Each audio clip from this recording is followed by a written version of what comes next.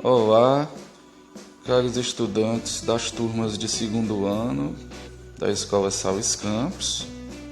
Eu sou o professor Felipe, a maioria de vocês devem me conhecer. E eu estou aqui produzindo essa videoaula a pedido da gestão da nossa escola, o Júnior e o Eduardo, para eu acompanhar vocês durante esse período de isolamento social devido à Covid-19. Bem, pessoal, vocês estão estudando um assunto chamado termodinâmica, ou mais especificamente a termologia. E o que é que isso significa? A termodinâmica basicamente é a parte da física que estuda a influência da temperatura nos fenômenos naturais e cotidianos. Eu trouxe aqui algumas situações de aplicação da temperatura.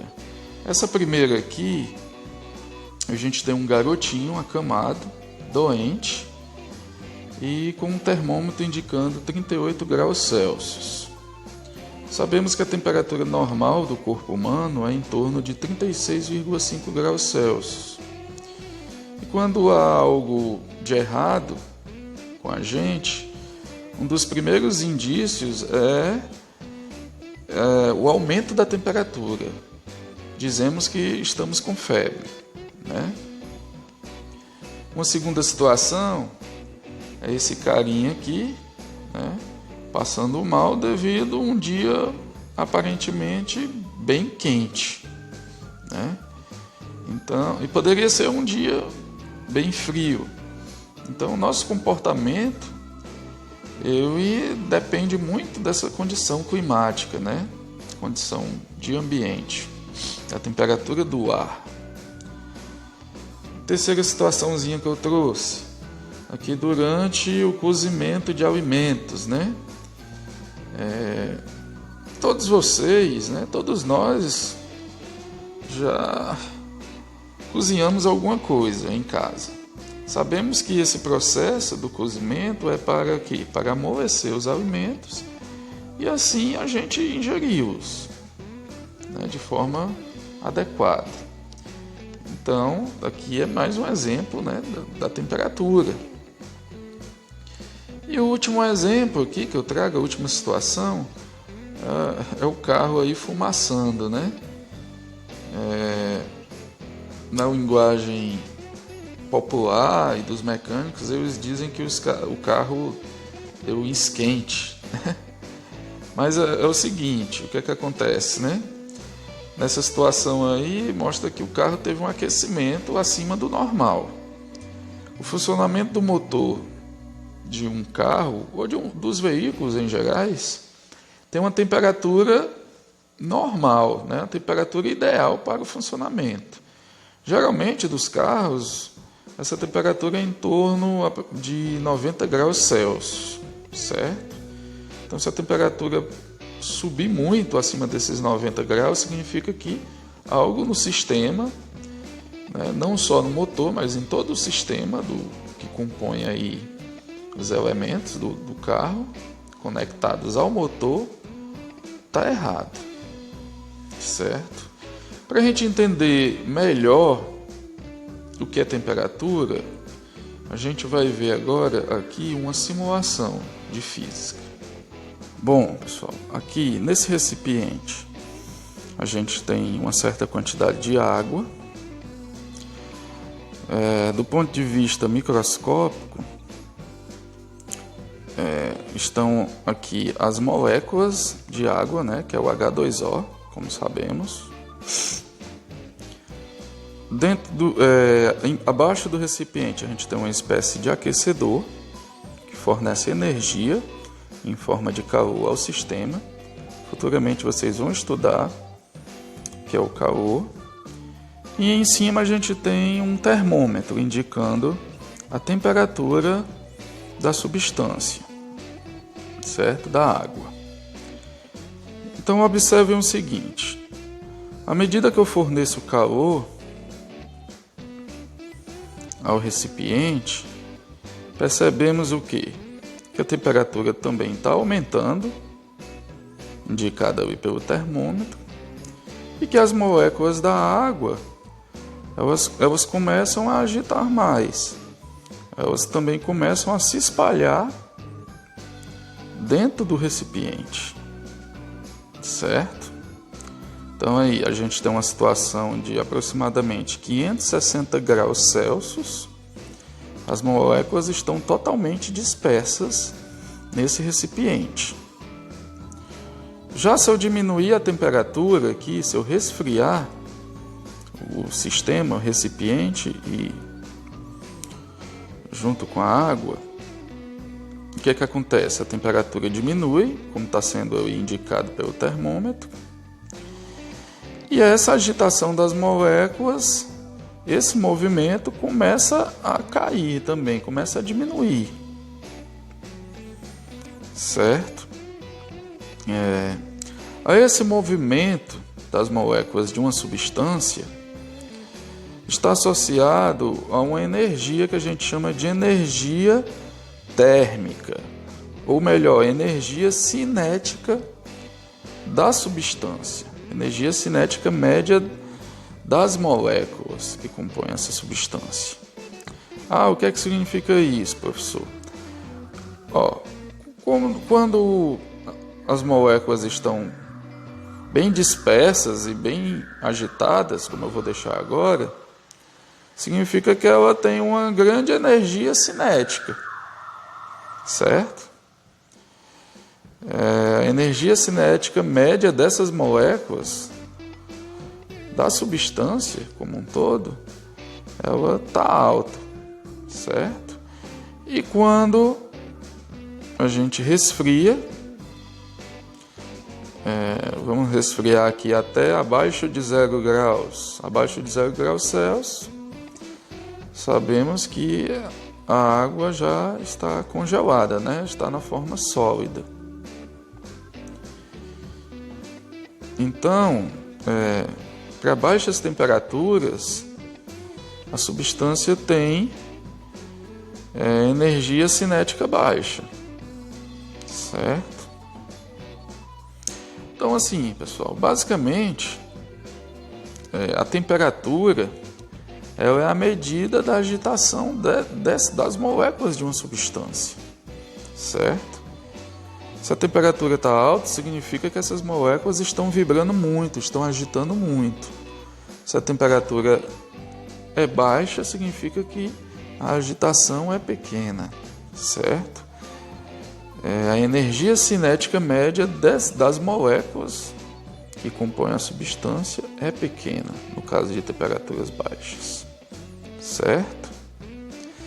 Vamos ver agora as escalas de temperatura.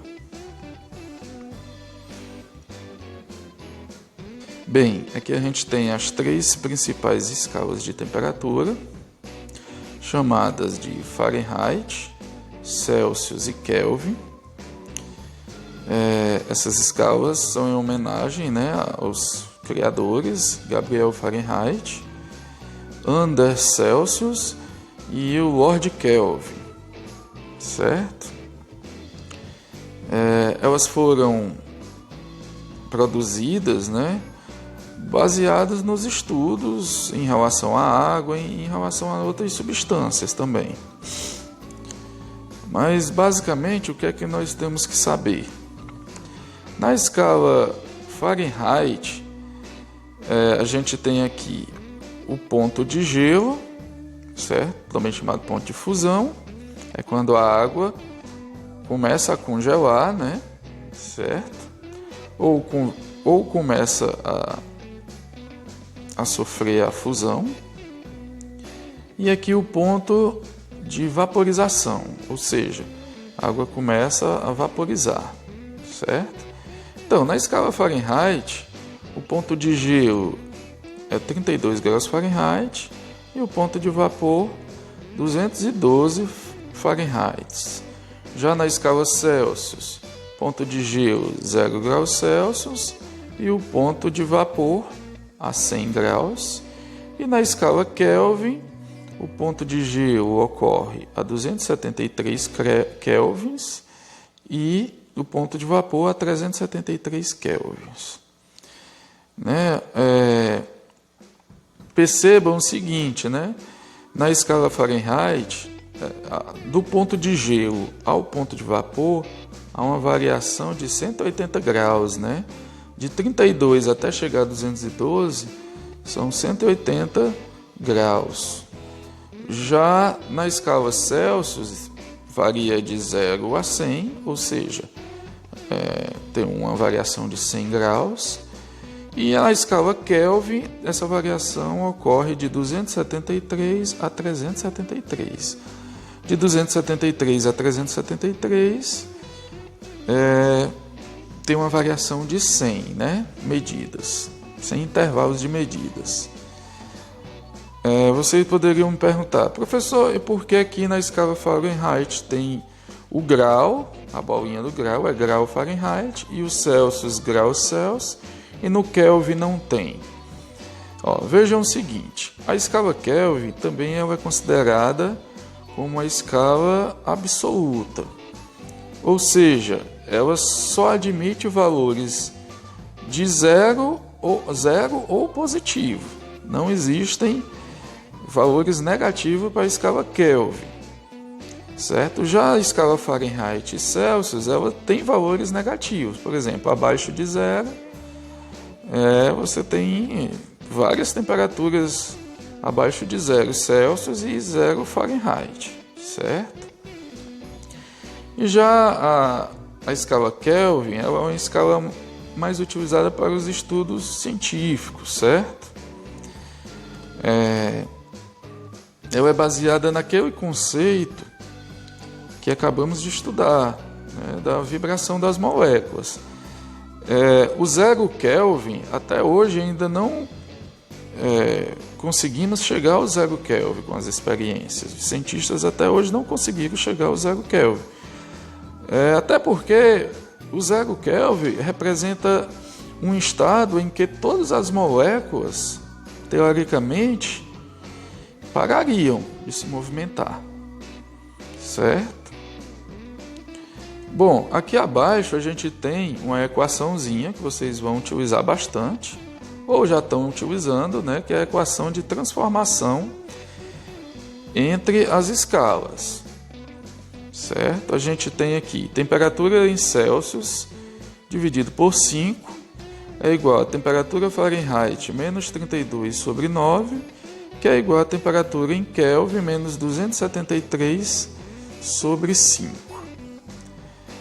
Nas próximas aulas, iremos estudar melhor essa parte da matemática envolvida e a transformação entre essas escalas de temperatura. Bom, agora eu quero mostrar a vocês alguns tipos de termômetros. Esse primeiro termômetro aqui é o termômetro clínico, né? O termômetro mais conhecido por nós. Geralmente ele é de mercúrio, por isso que ele tem de Hg, né? É o mercúrio, e esse termômetro aí ele indica temperaturas entre 34 até 43 graus Celsius. É o mais comum que utilizamos, né, para ver a nossa temperatura, para medir a nossa temperatura. Esse segundo tipo aqui já é um termômetro laboratorial. No laboratório, inclusive no laboratório da nossa escola, tem esse termômetro, um termômetro de álcool, né? Ele já permite fazer medidas entre 10 a 150 graus Celsius, certo? Esses dois primeiros que eu falei, eles funcionam basicamente no princípio da dilatação do mercúrio e do álcool, das substâncias, né? Para quem não lembra o que é a dilatação, ou nunca viu, essas substâncias, quando ganham calor, recebem calor, aumentam a sua temperatura e o líquido ele tende a se estender dentro do tubinho aí. E aí essa medida que ele se estende, ele vai indicar a temperatura, né? O valor numérico da temperatura. Bom, aqui a gente tem esse terceiro termômetro a gás. né? Na realidade é o gás hélio. Esse é mais utilizado para estudos científicos, certo? Como o gás hélio se condensa, né, a menos 269 graus Celsius, né, ou seja, praticamente todo o gás hélio que nós temos é em forma de gás. Então, por isso que é utilizado nesse termômetro o gás hélio, pelo fato de ele ter um baixo ponto de vapor, né, um ponto de condensação. Aqui a gente tem um quarto termômetro que é chamado de lâmina bimetálica. Esse aqui é mais utilizado nos fornos elétricos, né? Certo? Em alguns fogões também. Ele tem uma espécie de duas lâminas de materiais diferentes que, quando submetidos a temperaturas, elas também dilatam.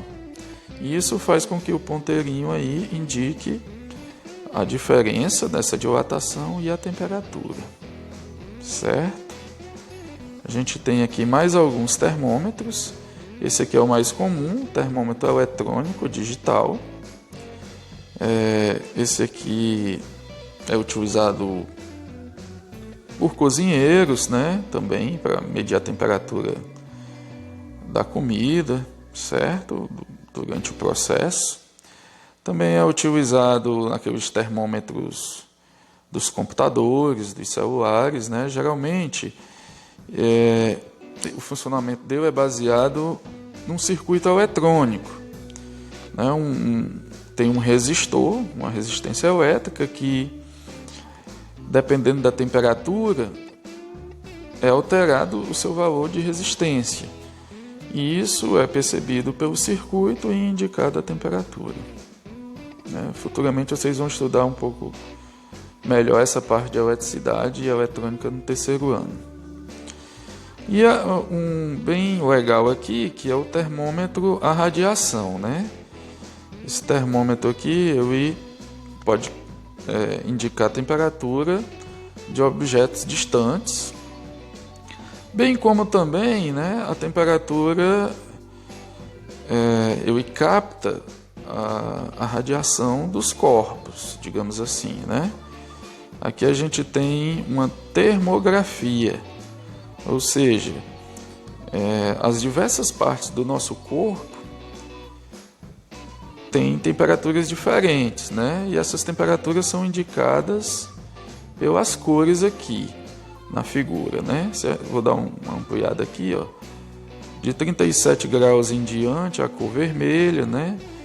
Em torno de 35 graus, essa verdinho, aliás, o amarelo, em torno de 33, 31, o verde, em torno de 29 graus, essa parte mais, 27, 29, a parte mais azul. Então, também é bastante utilizado aí na medicina e nas pesquisas, né, em relação ao corpo humano. Bom, pessoal, essa primeira aula que eu tinha para mostrar a vocês era isso, né? Basicamente é uma introdução, certo? Sobre a importância de estudar a temperatura dos corpos, e vai ter muito mais a ser conhecido em relação à temperatura e os seus efeitos, certo?